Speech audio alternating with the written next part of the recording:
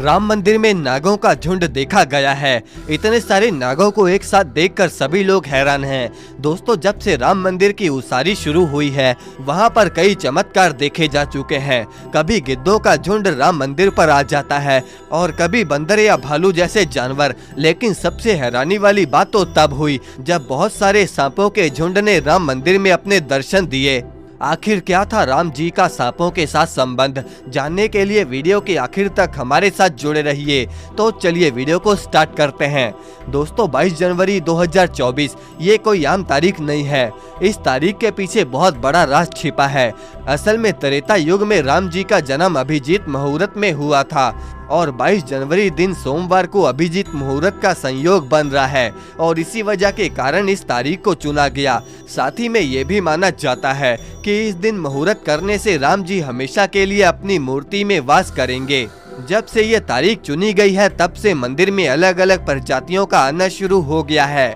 अगर हम बात करें भालू और गिद्ध की, तो वो तो हम जानते हैं कि प्रभु राम जी का इनके साथ बहुत पुराना संबंध है। लेकिन दोस्तों, जब बात आती है नागों की, तो सभी लोग सोच में पड़ जाते हैं। और दो प्रजातियों के सांप ऐसे भी हैं जो मंदिर में बार बार अलग अलग जगह से निकल रहे हैं, जिसका संबंध वासुकी और तक्षक नाग से जोड़ा जाता है।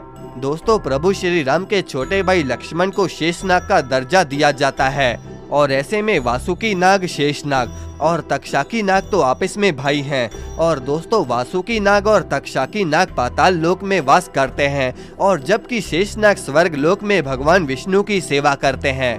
अब दोस्तों, अंदाजा लगाया जा रहा है जब प्रभु श्री राम, माता सीता और अपने भाई लक्ष्मण यानी शेषनाग के साथ अयोध्या वापस आ रहे थे, तो क्या दोनों भाई वासुकी और तक्षाकी नाग अपने भाई को मिलने के लिए बार बार प्रकट हो रहे हैं। और दोस्तों, ये बात कोई छोटी नहीं है।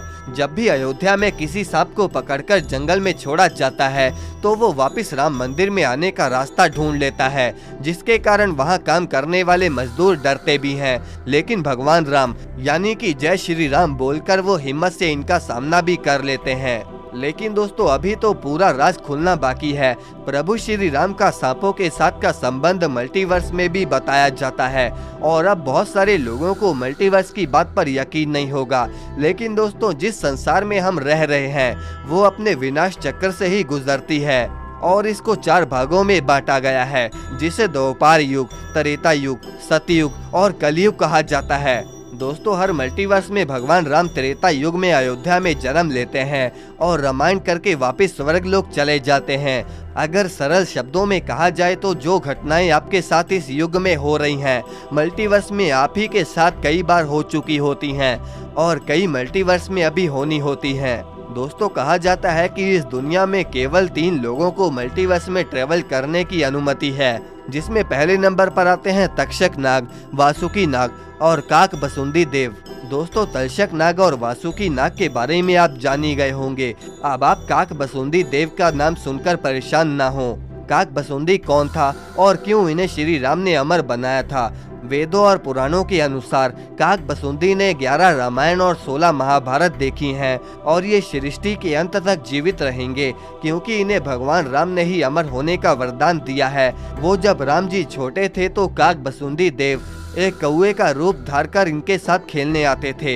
एक दिन प्रभु राम ने इन्हें बचपन में अपने विराट रूप के दर्शन करवाए, तो इन्होंने प्यार से कहा था कि प्रभु, मैं जीवन काल आपकी सेवा करना चाहता हूँ। तो भगवान राम ने प्रसन्न होकर कहा था कि काल कभी भी आपको नहीं आ सकता। दोस्तों, राम मंदिर में होने वाले चमत्कार देखकर तो कभी कभी बहुत हैरानी होती है। अब देखना यह है कि 22 जनवरी वाले दिन क्या चमत्कार होता है।